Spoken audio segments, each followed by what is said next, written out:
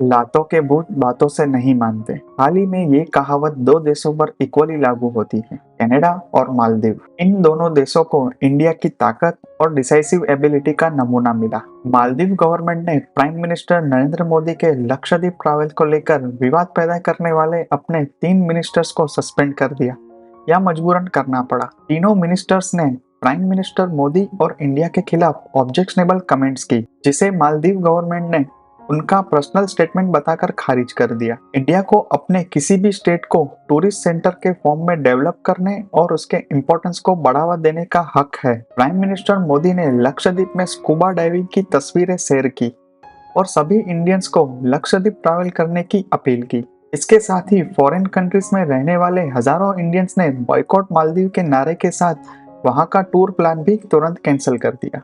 Indian businessman और tourist को मालदीव का टूरिज्म अब तक ज्यादा अट्रैक्टिव लगा है। प्राइम मिनिस्टर मोदी की कोशिश लक्षद्वीप को टूरिस्ट सेंटर के तौर पर बढ़ावा देने की है। मालदीव गवर्नमेंट को यह नहीं भूलना चाहिए कि इंडिया के साथ उनके रिश्ते बहुत पुराने हैं। इंडिया से पंगा लेकर मालदीव के लिए ग्लोबल इकोनॉमी में टिके रहना मुश्किल हो जाएगा। चाइना के साथ मालदीव की मोइज़ू गवर्नमेंट बेशक इंडिया के खिलाफ है, लेकिन उनके मिनिस्टर्स को इंडिया के प्राइम मिनिस्टर का मजाक उड़ाने का कोई अधिकार नहीं है। मोदी का अपमान करने के बाद हजारों इंडियंस ने मालदीव में अपनी होटल बुकिंग कैंसिल कर दी और अपनी फ्लाइट टिकट भी कैंसिल कर दी। बॉलीवुड एक्टर्स, क्रिकेटर्स और फेमस सेलिब्रिटीज ने भी मालदीव के बजाय लक्षद्वीप को अपनी पहली पसंद डिक्लेयर किया है। इंडिया के खिलाफ मोइज़ू गवर्नमेंट को अपनी गलती का एहसास हो गया है, लेकिन वो इसे सुधारने को तैयार नहीं है। उनके लिए इंडिया के साथ रिलेशन सुधारने से ज्यादा वहां के टूरिज्म इंडस्ट्री को बचाना है। इंडियन टूरिस्ट से लक्षद्वीप ट्रैवल करने की मोदी की अपील से मालदीव गवर्नमेंट की अकल ठिकाने आ गई, क्योंकि मालदीव की इकोनॉमी पूरी तरह से टूरिज्म पर डिपेंडेंट है। जब मालदीव ने 2017 में चाइना के साथ फ्री ट्रेड समझौते पर सिग्नेचर किए तो इंडिया और मालदीव रिलेशन को नुकसान हुआ। श्रीलंका, पाकिस्तान और मालदीव जैसे देशों में चाइना की बढ़ती मौजूदगी इंडिया के लिए परेशानी का सब्जेक्ट है, लेकिन इंडिया अलर्ट है। इन एरियाज में Chinese control ports, military facilities का डेवलपमेंट इंडिया और उसके एरियाज की सिक्योरिटी के लिए चैलेंज है। 2023 में पीपल्स नेशनल कांग्रेस के मोहम्मद मोइज़ू को मालदीव के प्रेसिडेंट के रूप में चुना गया। वो कट्टर भारत विरोधी और चीन के चाटुकार हैं। जैसे ही इंडिया ने मालदीव का बॉयकॉट करना शुरू किया तो मोइज़ू डर गए और उन्होंने चाइना का हाथ थाम लिया। उन्होंने चाइनीज गवर्नमेंट से डिमांड किया है कि वे उनके देश में ज्यादा से ज्यादा टूरिस्टों को अट्रैक्ट करने के लिए कुछ करें। अब चाइना मालदीव की कितनी मदद करेगा ये तो वक्त ही बताएगा, लेकिन इंटरनेशनल लेवल पर डिस्कशन है कि चारों तरफ से घिरे मालदीव को चाइना निचोड़ लेगा। चाइना ने अफ्रीका में जिबूटी, पाकिस्तान का ग्वादर पोर्ट और श्रीलंका में हम्बनटोटा पोर्ट के बाद चाइना मालदीव में भी मिलिट्री एक्टिविटी बढ़ाना चाहता है। चाइना किसी भी कीमत पर मालदीव में जमीन हथियाना चाहता है। उनका इरादा मालदीव में एक मिलिट्री बेस एस्टैब्लिश करने का है, जिसका यूज वॉरशिप और सबमरीन को तैनात करने के लिए किया जा सकता है। मालदीव पर कई खतरों के बादल मंडरा रहे हैं। देश तेजी से खतरनाक कट्टरवाद की ओर बढ़ रहा है। ट्यूनीसिया, इजिप्ट, सीरिया, लीबिया और यमन के बाद अब मालदीव की बारी है। जब पब्लिक का पेशेंस टूट जाता है तो अच्छे अच्छे रूलर्स का सिंहासन हिल जाता है। आज नहीं तो कल मालदीव में भी यही सिचुएशन देखने को मिलेगी। बढ़ती महंगाई, बढ़ते भ्रष्टाचार, गवर्नमेंट मिसमैनेजमेंट को लेकर पब्लिक में काफी गुस्सा है। पिछले दिनों मालदीव में आर्मी और पुलिस ने भी गवर्नमेंट के खिलाफ विद्रोह कर दिया था। अब्दुल मोमन गयूम की 3 दशक पुरानी तानाशाही को खत्म करने और छोटे देश की पहली डेमोक्रेटिक सिस्टम की शुरुआत करने के बाद एनवायरमेंटलिस्ट प्रेसिडेंट ने मालदीव क्राइसिस पर दुनिया भर का ध्यान अट्रैक्ट करने में कोई कसर नहीं छोड़ी। 2009 में उन्होंने समंदर के अंदर कैबिनेट की बैठक कर उन्हें सरकास्टिक मैसेज दिया था, अगर एनवायरमेंट के मुद्दे पर मनमानी जारी रही तो यह देश कभी भी पानी में समा सकता है। एग्जिस्टेंस के खतरे के अलावा मालदीव इकोनॉमिक डिफिकल्टी से जूझ रहा है। 5.25 लाख की आबादी वाले इस देश में मछली पकड़ने और टूरिज्म के अलावा इनकम का और कोई सोर्स नहीं है। वहाँ के लोग ऐसा प्रेसिडेंट चाहते हैं जो ईमानदारी से इस्लामी कानून का पालन करे। पिछले कुछ सालों में मालदीव में अचानक फैली इस कट्टरपंथी विचारधारा के पीछे पाकिस्तान का हाथ है। मालदीव के यंग लोग हायर एजुकेशन के लिए पाकिस्तान जाते हैं और कट्टरपंथी बनकर लौटते हैं। दूसरी तरफ इंडिया है जो मालदीव की हर मुश्किल में मदद करता रहा है। फाइनेंशियल हेल्प के अलावा इंडिया ने उसे रडार भी दिया है, लेकिन वहां पाकिस्तान और चाइना का इम्पैक्ट बढ़ रहा है और हाल ही में जो घटना हुई है वो भी हमारे लिए सीरियस है। मालदीव इंडिया को कोई बड़ा नुकसान नहीं पहुंचा सकता है, लेकिन कुदरत उसे करारा तमाचा मार रहा है। क्लियर वर्ड में कहे तो मालदीव धीरे धीरे खत्म हो रहा है। हमें इस सीरियस इंसिडेंट को डिटेल में समझना होगा। दुनिया में कई कोस्टल सिटीज वैलीज फ्लड की तैयारी में हैं।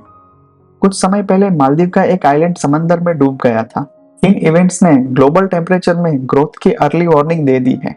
इस वार्निंग को समझते हुए मालदीव गवर्नमेंट ने अभी से ही देश को बचाने के एफर्ट्स शुरू कर दिए हैं। खैर, देश को बचाया नहीं जा सकता क्योंकि पूरा मालदीव कभी भी डूब सकता है, लेकिन Maldives government India, Sri Lanka, Singapore जैसी एशियन कंट्रीज में बड़े पैमाने पर जमीन खरीदने की तैयारी कर रही है ताकि आइलैंड को पूरी तरह से समंदर में डूबने से पहले मालदीव के लोगों को ट्रांसफर किया जा सके। 1.5 दशक पहले मालदीव के न्यूली इलेक्टेड प्रेसिडेंट मोहम्मद नसीद ने इमरजेंसी फंड की अनाउंसमेंट की थी। इस फंड का इस्तेमाल दूसरे देशों में सिटीजन्स के लिए बस्तियां बनाने में किया जाएगा और मुसीबत के समय उन्हें ट्रांसफर करना होगा। दूसरे देशों में जमीन खरीदने की मालदीव की सोच में इंडिया भी शामिल है, लेकिन कौन जानता है कि इंडिया को धोखा देने वाले मालदीव को इंडिया से कितनी मदद मिलेगी। इंडिया सालों से दूसरे देशों के हताश लोगों के लिए एक सेफ जगह है। तिबेट, श्रीलंका, बांग्लादेश, इराक, अफगानिस्तान और ईरान से कई हताश रेफ्यूजीज ने अपने देश की पॉलिटिकल एनार्की से बचने के लिए इंडिया में पनाह मांगी है। लेकिन मालदीव का मामला अलग है। ऐसी सिचुएशन खड़ी हो गई है कि नेचुरल डिजास्टर के कारण लोगों को देश छोड़कर भागना पड़ रहा है। मालदीव अर्थ पर सबसे फ्लैट और बहुत लोअर लेवल पर है। मालदीव का हाईएस्ट एरिया भी वर्ल्ड में सबसे लोअर एरिया में गिना जाता है क्योंकि यह सी लेवल से केवल 2.3 मीटर ऊपर है। बाकी बचा हुआ एरिया सी लेवल से केवल 1 मीटर ऊपर है। साल 2100 तक सी लेवल 1.5 मीटर बढ़ने से पूरा मालदीव पानी में डूब जाएगा। आने वाली मुसीबत से अवेयर मालदीव गवर्नमेंट पहले से ही इफेक्टिव स्टेप्स के बारे में एक्टिवली सोच रही है। पूरे देश के लोगों को दूसरे देशों में बसाने के एफर्ट शुरू कर दिए गए हैं। मालदीव के लिए एक बड़ा खतरा बर्फ पिघलने के कारण सी लेवल में ग्रोथ है। गवर्नमेंट भले ही मालदीव की 5.25 लाख आबादी को बचाने की लाख कोशिश कर ले, लेकिन वह लोगों को सिक्योरिटी नहीं दे सकते। इंडिया के साउथ में इंडियन ओशन में एक छोटा सा आइलैंड कुछ समय पहले समंदर के पानी में डूब गया। पूरे आइलैंड ने मकानों, सड़कों, पेड़ों और झाड़ियों के साथ जल समाधि ले ली। इस आइलैंड पर रहने वाले केवल 1500 लोगों को बचाया जा सका। बेंगलोर से 3 घंटे की कार ड्राइव करने के बाद होन्नावर नाम का शहर आता है। अगर आप इस शहर से वेस्ट की ओर समंदर की ओर जाते हैं तो आप मालदीव आइलैंड्स में आ जाएंगे। यह देश लगभग 1190 छोटे छोटे आइलैंड्स के ग्रुप से मिलकर बना है। पहले लोग इंडिया से समंदर के रास्ते मालदीव पहुंचने के लिए होन्नावर से शिप में ट्रैवल करते थे। शिप मालदीव के पन्नी कुर्वे पोर्ट तक जाता था। अब सिचुएशन ऐसी हो गई है कि अगर होन्नावर से पोर्ट से शिप का टिकट खरीदने वाला कोई आदमी कहे कि उसे पन्नी कुर्वे जाना है तो बुकिंग क्लर्क कहेगा कि वो गांव अब मौजूद नहीं है, वो तो पानी में डूब गया। दुनिया के सभी देशों के हेड ऑफ स्टेट को कोई ना कोई प्रॉब्लम है, लेकिन मालदीव गवर्नमेंट जैसी प्रॉब्लम का सामना कम ही लोगों को करना पड़ा होगा। वो देश में ऑपोजिशन पार्टी या गैंगस्टर से तो डरते ही हैं, लेकिन उससे कहीं ज्यादा समंदर से डरते हैं। रूलर्स की आंखों के सामने देश डूब रहा है क्योंकि समंदर हर साल कुछ मिलीमीटर बढ़ रहा है। समंदर का लेवल बढ़ रहा है जिसके कारण कुछ ही समय में 1200 छोटे बड़े आइलैंड इंडियन ओशन में डूब सकते हैं। मालदीव भी वाटर लॉगिंग के सीरियस खतरे का सामना कर रहा है।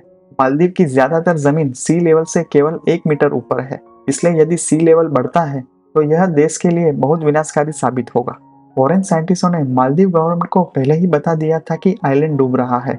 विलेजर्स का नसीब बहुत भयानक बताया गया था क्योंकि समय रहते ऑफिशियल्स ने सिटीजन्स को दूसरी सेफ जगह नहीं पहुंचाया होता तो कई गांव समंदर में डूब जाते। मालदीव के इस इवेंट का इशारा साफ है। इसने दुनिया को वार्निंग दी है कि जिस तरह से ग्लोबल टेम्परेचर बढ़ रहा है उससे तबाही हो जाएगी।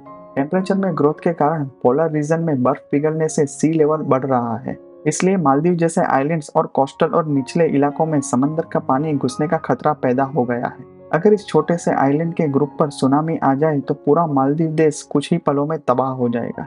अगर रियली में ऐसा हुआ तो ये एक नाइटमेयर जैसा होगा। मालदीव आइलैंड ही नहीं, इटली का वेनिस शहर भी धीरे धीरे पानी में डूबता जा रहा है।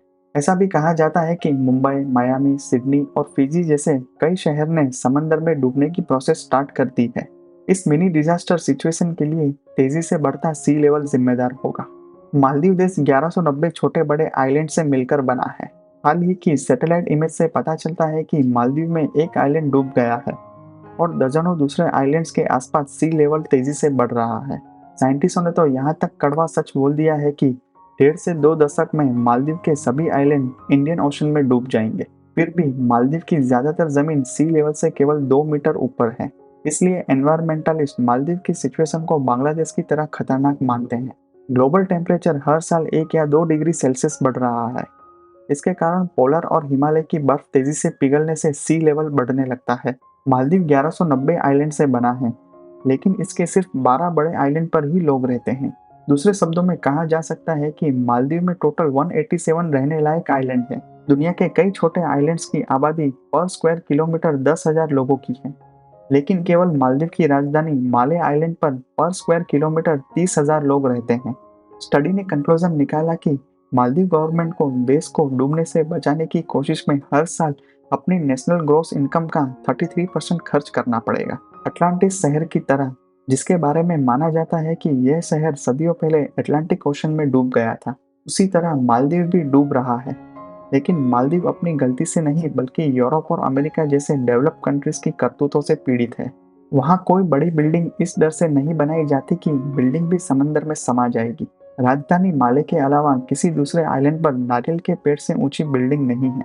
कुछ आइलैंड फुटबॉल के मैदान से भी छोटे हैं। कुछ आइलैंड्स के चारों ओर दीवार बनाई गई है। कुछ आइलैंड जो परमानेंट फॉर्म से बसे हुए नहीं हैं, उनका इस्तेमाल स्पेसिफिक ऑब्जेक्टिव के लिए किया जाता है। एग्जाम्पल के लिए, एक आइलैंड पर तेल के गोदाम बनाए गए हैं, दूसरे पर मालदीव का सारा कचरा डंप किया जाता है, तीसरे आइलैंड पर एक जेल बनाई गई है।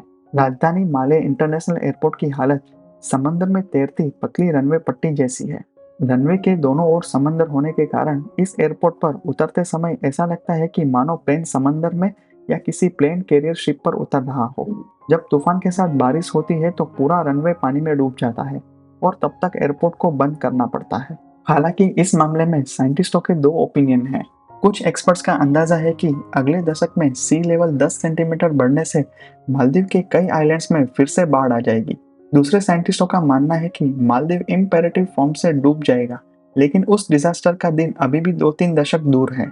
अगर गवर्नमेंट टाइम पर एक्शन लेती है और हर आइलैंड के किनारों पर बांध बनाती है, तो समंदर के पानी को आइलैंड की जमीन पर वापस बहने से रोका जा सकता है। लेकिन ऐसे प्रोटेक्टिव कदम उठाना कोई आसान काम नहीं है। करोड़ों रुपए की लागत से कुछ आइलैंड को दीवार से घेरा जा सकता है, लेकिन ऐसे पानी के खिलाफ सभी हजार आइलैंड्स को मजबूत करना आसान नहीं है। साथ ही यह प्लान फुल प्रूफ भी नहीं है। मालदीव गवर्नमेंट सभी तरह से फंसा हुआ है। टूरिज्म इंडस्ट्री पर डिपेंडेंट इस आइलैंड नेशन में हर साल 6 लाख से ज्यादा फॉरेन टूरिस्ट आते हैं, जो इसकी कुल आबादी से भी ज्यादा है। गवर्नमेंट को डर है कि अगर मालदीव के डूबने के बारे में ज्यादा पब्लिसिटी की गई तो लोग यहाँ आना बंद कर देंगे और इनकम के सोर्स उस वक्त खत्म हो जाएंगे जब इसकी सबसे ज्यादा जरूरत होगी।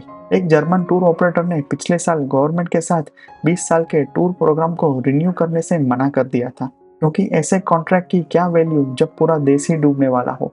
बॉलीवुड के कुछ डायरेक्टर अपनी फिल्मों की शूटिंग के लिए मालदीव जाते हैं। उन्हें यह भी चिंता है कि जब ये देश डूबेगा तो क्या होगा, क्योंकि डिस्टेंस के कंपेयर में मुंबई से मालदीव बहुत करीब है और आउटडोर शूटिंग के लिए बेहतरीन अपॉर्चुनिटी प्रोवाइड करता है। लेकिन जिस दिन मालदीव होगा ही नहीं, तब यहाँ तक कि अगर सी लेवल सिर्फ 1 मीटर भी बढ़ जाए तो मालदीव के कई लोगों को एक आइलैंड से दूसरे आइलैंड पर जाना होगा। गवर्नमेंट ने इमरजेंसी उपायों पर विचार किया होगा, थोड़ी सी प्लानिंग की होगी, लेकिन अभी तक इन सभी जानकारियों का खुलासा नहीं किया गया है। तो आपको क्या लगता है कि मालदीव अपने आप को बचा पाएगा या नहीं?